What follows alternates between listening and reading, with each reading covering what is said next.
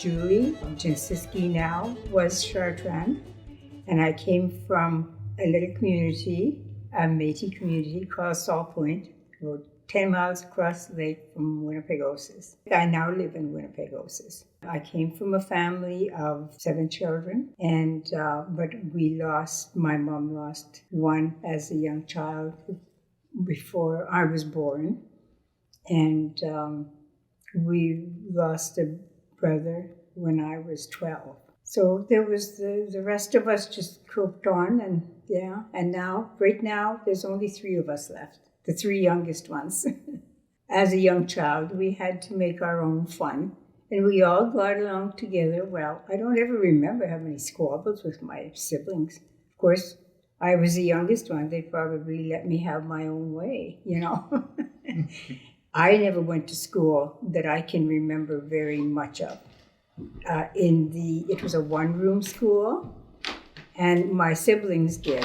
They all remember that. I do remember going a few times, but probably not enough to give me a grade, but yet they passed me. We lived about 2-3 miles from the school. I don't remember ever walking, but we probably had to. There was a little creek to cross, so we had to go with a boat, I assume, and there was a neighbor right close who was an uncle who also had a big family. And so somehow we would get to school together, and in the wintertime, of course, sleighs and a horse. And I'm not sure if they used what they called the stone boat.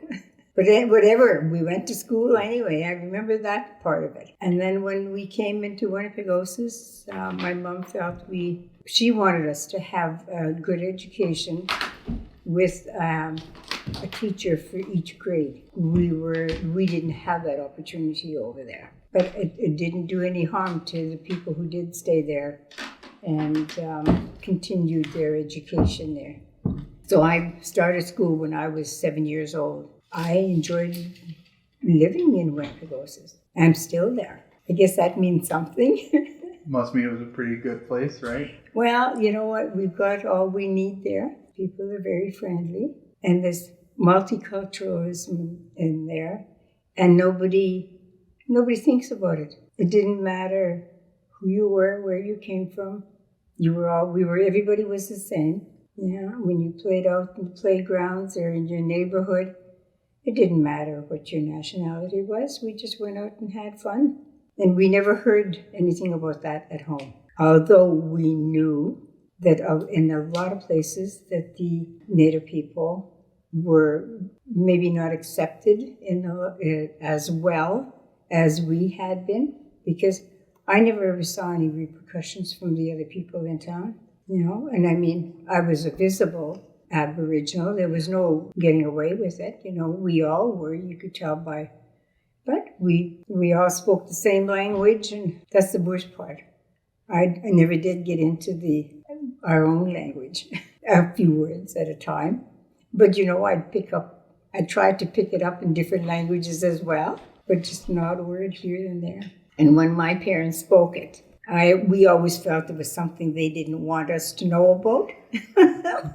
So that was when the language would come out. Other than that, they always spoke English to us. As I got older, even after I was married, I would ask how to say certain things, and sometimes even my Ukrainian friend would tell me that what she had learned, from a native lady. And of course, I forgot how to say it already. It was something about a jackfish anyway. And I'll never forget that. It was so funny coming from her.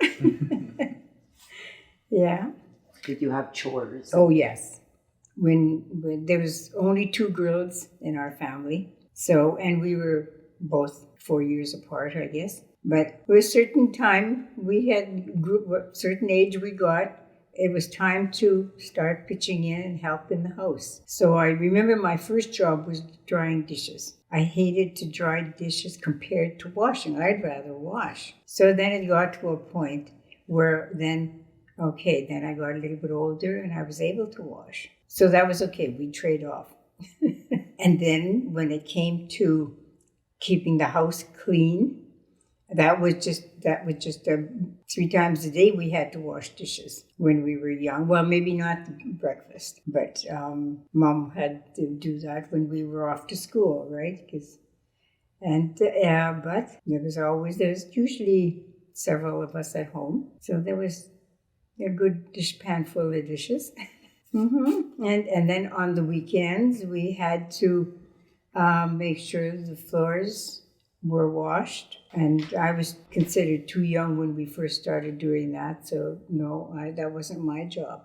I had to wash the table legs and the cupboards and whatever else there was that were just little jobs at a time, boring jobs. Anyway, that was the way it went. And as time went on, I did get to washing the floor. And then as time went on further, I got to do all of it when my sister left home. So I didn't have, then I thought, oh, okay, that's okay. I can keep the house clean like that. So my mom won't have to do as much. During the week, she kept it clean and sweeping the floors every day and what have you. And so we would try to do our best to help her out when she was, after the end of her day was no doubt not one that she could rest leisurely all the time. And then she did take some jobs on as time went on in town. So of course, then I started washing clothes. I thought, well, of course we didn't have all the main washing machines, but when she would have to wash clothes, we would get in there and we would try our darndest to help her too. And so, I learned all of this before I left home. And I tried to teach my kids the same thing, as well as the cooking in between. I didn't do a whole lot of cooking, I can't say. When I did, vegetables were always our first job. So did your family garden? We tried a garden one year. At least I think it was only 1 year. Probably salty there, eh? No. When we were in Salt Point, my mom and dad had a big garden, but I had nothing to do with that because I was just 7 when I left there. And of course, what it's like, you get kids in the garden. She didn't introduce me to the garden. And I guess maybe it was something that could have happened, but no, she felt that was her job. And I guess the potatoes were Dad's job. And they did have a big garden. When I had a garden, no, I didn't have a garden, nothing compared to what she had. I never got the kids to come in and help. Once in a while, maybe I would. I can remember as a kid when we were in town now. And of course, they did plant a big garden there as well. And we were only allowed to go in then to go and pick the weeds. I don't know how many of the vegetables came out with them. But as long as they were big enough, we knew what they were. But when they were just too little, you don't know. That's probably a time she knew enough not to let us in there. But I had to learn what was a weed and what was grass. And well, of course, that's so easy to pick out in some cases. But when you get carrots and grass together, when they're first growing, they're a little hard to tell the difference. We picked berries. I loved to pick berries with my mom. And of course, all of us kids, I guess, would go picking berries. But,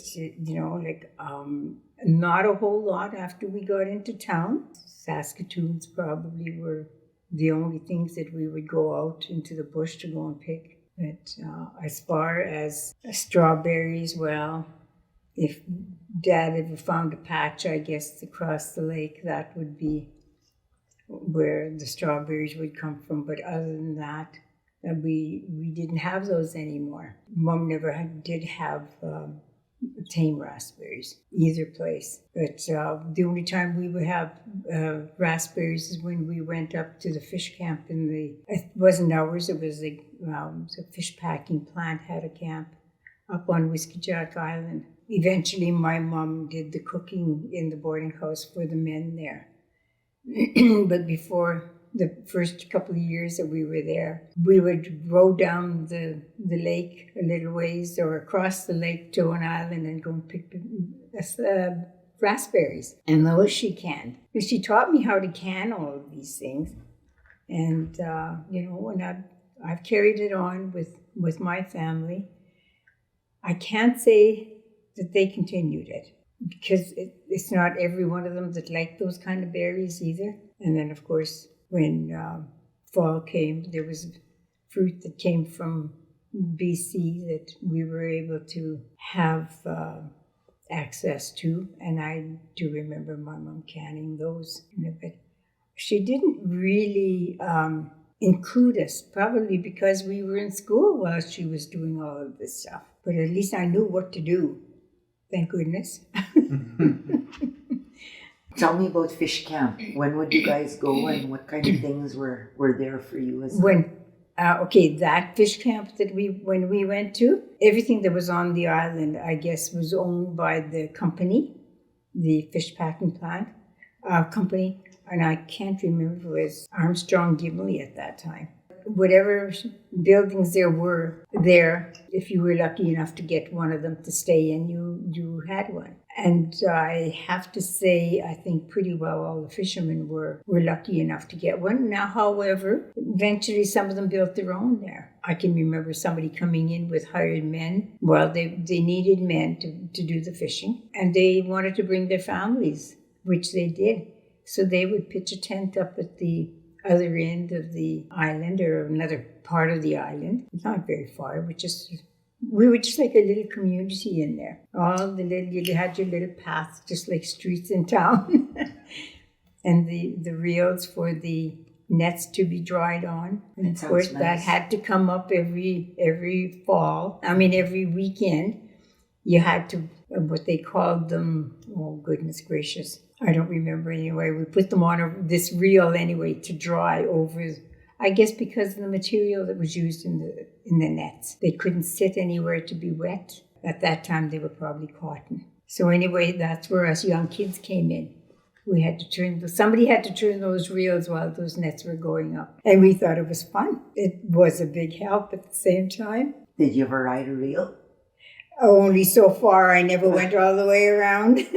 I did. I was so chicken.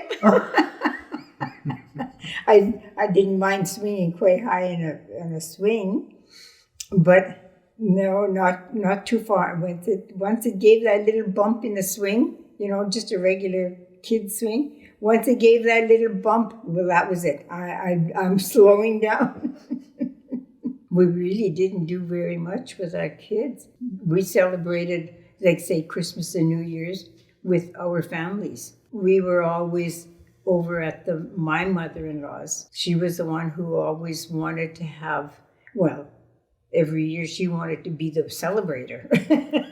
So, she would invite us to meals all the time when it was Christmas. And then, of course, we'd have a meal over there. Then we'd go over to my mom and dad's at Christmas time. And the kids, I don't know, they just mingled amongst themselves. And, of course, my mom and dad had a big family. So there weren't too many kids, much room for the kids to be doing anything in there. Sometimes they would get dressed and go and play outside, So if it was daylight enough, that what winter is like. But and sometimes they didn't. Sometimes they weren't able to come over that day either. They had their own families to celebrate with, and that was the way we celebrated with our Christmas. And then after it became my job to be the one to have the celebration for my children. And that's how I celebrated I always said Christmas Day was at my place. And so my house wasn't that big, but we all packed in there until they got too big and had families of their own. then they did their own thing then. That was basically the only things we ever did. And when it came to weddings, a lot of people never felt that it was a place for the children to go unless it was a very close person and a relative that would be getting married. But most of the time, by that time, they were a little bit older already. And worry about them running around and being in the way of the other people. Weddings were very different. We never went to weddings either when we were kids. And I guess it was the same situations, eh? How and when did you meet Walter?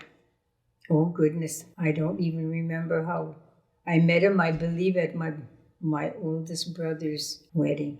And my sister introduced me to him because she went to school with him. But, I mean, we were younger then. And I think he was friends with my brother. And then after we got to be friends. And then we ended up getting married. I was not quite 18 when we got married. That was old at that time, eh? A lot of people were married so much earlier back in the day. I never knew that, but my mother-in-law told me of a lot of people that she knew of who had family, I guess, or for just friends that were married really young. But they came from big families as well, and a lot of people didn't have a whole lot of food to share with the family. With as these girls are getting older, they were old enough now. They knew how to look after a house and to look after children. So I don't know, maybe there was still the arranged marriages at that time. I can't say that. But I kind of think that. And like Wanda always told me, she said, well, wagons never went very far from the house. Yeah, where, sometimes it would be the neighbors, I guess, that would interact with the families. And one particular one, she said, I think was about 14 when she got married. And I was really surprised at that. I mean... That was pretty common. I guess it was. Yeah. Yeah, and that wasn't only Aboriginal people, that was all types of people, yes. Of course, when we started, after we got married, then we would go out and do our winter fish camping. And the first year that we did go out, we went to an island somewhere beside Birch Island. I can't even think of the name of it now. But there had been a sawmill that had run on that island. And many years, I guess, before that. But that was what we went to that winter. Nobody had been there earlier to clean it up, so you can imagine what we would find when we got there. Yeah, an abandoned cabin, and we just managed to try to sweep it down as best we could. And made it home. And made it a home. And yeah, we had our baby with us, and that's where life began. After that next year, I wanted to go again, I says, well, yeah. And he would take me. He said, no. He said, how did he put that? There's too much danger out there for us to have a child. We were lucky with the year that we spent up there. Well, I shouldn't say the year. It was only actually months. It was very late in the fall. Paul Mikowski took us up to this island with his brother's fishing boat, I guess, or whatever. It was a boat anyway, only what he used it for. And we had to break ice going out of Duck Bay Harbor. Yeah. So, and the poor guy, the way I understood, he ended up getting caught in a storm coming back. And that was like the 22nd or something like that of October. But it was a beautiful day, cold, all right. But, everybody took chances, I guess. And we were left up there. And it was just, I don't know. I think we even took an animal, if I'm not mistaken. No, I don't think so. I think he had to come back for that animal. Yeah, because, we needed a horse to do some fishing up there after. What was it like to raise your children in the community of Winnipegosis? Oh, I was very comfortable raising them. I felt very safe when they were younger. We'd go down to the water a lot of times, and a lot of times I had to do this on my own because Walter was working at something else or he was working away from home. But and of course we did have swimming lessons that were offered, and that helped. Yeah. Because once they learned how to swim, I felt more comfortable with them going. But I always warned them not to go swimming alone. Yeah. Yeah. Yeah, and of course they got to enjoy the beaches, the beaches. I mean the picnics. They were once they got to be old enough, they went and did their own thing. They went and whatever there was there for kids to do. They did. Yeah, they were able to do it, and well, I think a lot of it was just to get together with their friends too. Yeah. They like dancing? Oh, I love to dance. I was out dancing just on Monday. COVID really put a stop to all our interaction. It was so nice to get out there and see the people again. I mean, they were not close friends, but they're all our friends. Because when you see the same people once a month, it's more often than you see your own family sometimes. Yeah, we were part of that. Girls I hung around with, whenever there was a dance in another community, we'd go and support them over there. They'd come and support the places. Like, of course, it was only in Dauphin. Very seldom anybody ever came out and enjoyed it. Well, because they never had dances in Winnipegosis. They did when I was a kid. And that's where I guess I got to learn to dance and to enjoy the dancing. It was live bands. And then it was, when I started, of course, I didn't really do a whole lot of dancing because, well, actually, our kids were small. So, we didn't always take our kids to weddings. But I mean, somebody's got to get married, though, first, before we're going to be invited to a wedding, right? Yeah, yes. And of course, Walter loved to dance just as well as I did.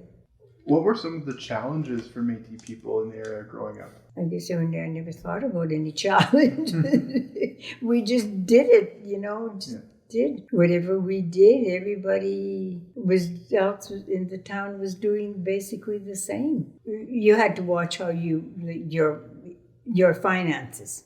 If you had to watch how you spent your money, for one thing. And I mean, your family always came first. Your entertainment was the last thing you worried about.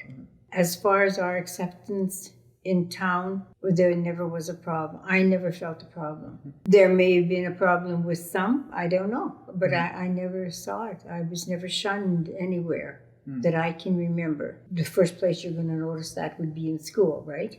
Yeah. So, no, I can't say that I really had any challenges anywhere. You guys used to build boats? Yeah.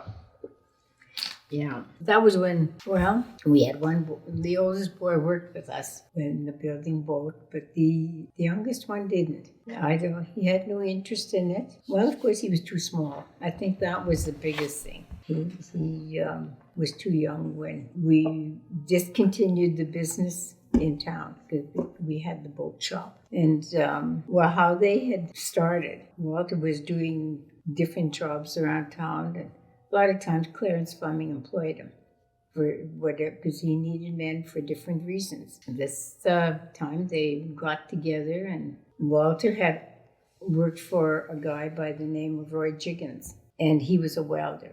He was the one who taught Walter to weld. And Walter had the idea that he wanted to put tracks on a Model A. In order to put these tracks on, he didn't think about rubber or didn't think about how bombardier tracks are made. They made these things out of all metal pads. So he joined those metal pads, and of course they have to be able to turn quite easily. And I don't know how he got the idea of this sprocket thing, because that's the thing that drives it. And of course a car has it on the back, where the bombardier has it on the front. Anyway, he got this thing made. And Roy Jiggins was the one who, like I said, used to let him come into his shop, and that's where he did the welding. And he knew, I guess he must have brought the Model A in after to size it up and what have you. So, and of course, that's where Walter got the experience of welding. And then now Clarence he's a pretty smart man in different things. And I think he was already into the Well, yeah, he was in the fishing industry already because before I got married, I remember him coming up to Whiskeyjack and fishing with his brother Tom. So therefore, he developed his own and business and what have you. And then he decided he wanted Walter to teach him how to weld. I guess how that worked out. And well, then they decided they were going to build this boat. Walter was going to weld it. Clarence was going to finance it. He was going to buy the material. And Walter was going to show him how to weld. Because before that, this guy, Jiggins, Walter was working with him to build a boat. And I don't remember which boat that was. But anyway, Walter learned on that with Jiggins to build a boat. So Clarence thought with his ingenuity and Walter's ingenuity, they would get together and build this boat. So anyway, they started. And, well, they made it bigger than what the one Walter worked on. But Walter knew how it had to be done. So they started out on this boat, and they could only work on it when it wasn't raining. So, because it was summertime. They started in this, I guess, summer or spring or whenever. Well, as soon as it warmed up. And they put this boat together. And then Clarence started to build over there, and Walter was working with him. They were building these boats together. And then finally, Walter decided he's going to go fishing. So he wanted a small boat for himself. So he asked Clarence if it was all right, if he could build that small boat in his shop. So, well, he says, yeah, you can do that, I don't know if he did it in between, but anyway, he built a smaller boat. It wasn't a regular size, like the most of the boats were 40 feet, 45 feet, like the bigger boats that they were building. And this one was, I think, somewhere about 32 feet. Well, was going to get him out on the water, So he did that, and he made that boat, and now he's fishing in the summertime, like Clarence was. Clarence would go fishing in the summertime, and then in between seasons, they would be working on the boat. And then Walter started building a bigger one for himself, and we were able to do that in our shop. Like by that time, we had our own place, and he had a big enough shop that he could build a boat in it. So that's when we started building. In fact, I think that's why he made the shed the size that he made it, so that he could work in there all year round. In the beginning with Walter, with Clarence, they worked in there until they were able to. Clarence bought a big shop because he just had a small shop, so they had to work beside it. And then when he bought the big shop that was somebody's house. In fact, I think it was Clarkson's house, that they were going to build a house, and then the town decided that they had to move because that's where they wanted to put the senior citizen home. So now this house was left because they had to get a house fast and move it and they moved it to a different location. I don't even know if that house is still standing in that place that they were living in when the kids were growing up now. Yeah. And of course now this other house frame was just sitting there. So I don't know how it came about that Clarence bought it. And then once they had a big building to work in, then they worked in it year round, not year round, but in the rainy season, and it didn't matter if it was hot or whatever, they still get shade at least in there, eh? Yeah. So anyway, and then getting back to Walter now, well, then he started building there, and that is just how we continued from there. Then town kicked us out again because it's residential. we had to go and build in the residential area. So we went to build this big shop down by the mills someplace. That's where we built the bigger boats. It was then that one we could build it in year round. When you went to school, what were you taught about Louis Riel? What did they say Really about him? nothing. Nothing, eh? No. If there was ever anything in history that was mentioned when I was going to school, I don't remember. I don't remember anything about Louis Riel. I had to learn about him. Why was he such an important person? Why was his name, coming up? And I still don't think I have all the stuff that needs to be taught about him. Like, it's not something that we talk about at home. I don't even know if my kids have learned anything from school. But as far as I know, there was nothing. I never knew that Louis Riel did this. I never knew he did that. And some were good, and some, they say, he was no good. And I had, when they started calling him a traitor, and I thought, well, why did they kill him? That was what really made me think about it. And I thought, why did they do that to him? And I thought he was supposed to be a good man. Why was that happening? But people I talk to never talk about it, about Louis Riel. And I don't know if there's other people like me that's kind of still in the dark. He's been gone for a lot of years. This all happened many, many years ago. Well, there's a lot of things that happened a lot of years ago that I don't know a whole lot about, like that Batosh, for one thing. And I know that my grandpa was involved in there. But now, I don't know. Apparently, he was an RCMP officer. And I don't know whether that was what he was there for. But with the kids doing the history, I think they're finding out that the grandpa on the other side of well, how can I say it? Because my mom was adopted into the same family that she married into. So it's so confusing just keeping that straight for me. But now they're telling me that the two grandpas were fighting against each other at that time, but they didn't know it. Well, I consider myself one of the luckier ones. I really do, because I've never been discriminated against by the people in the community. And I guess maybe that's what's built my self-esteem. Whereas a lot of them, I see that they don't want to do it because they feel that, well, if I say something, they're not going to take my word anyway. And I don't want them to be discriminatory. And they don't want to feel that. And I don't blame them. So, Julie, if you were to leave the Métis youth of today with some words of wisdom, what would they be? Words of wisdom? Treat everybody like you would want to be treated. That's the only thing I can think of. And don't think less of yourself, because that's the biggest part. And I've seen it with the kids in school. I always have to, keep their self-esteem up there and tell them you're as good as the person that's next to you. And just be kind to everybody.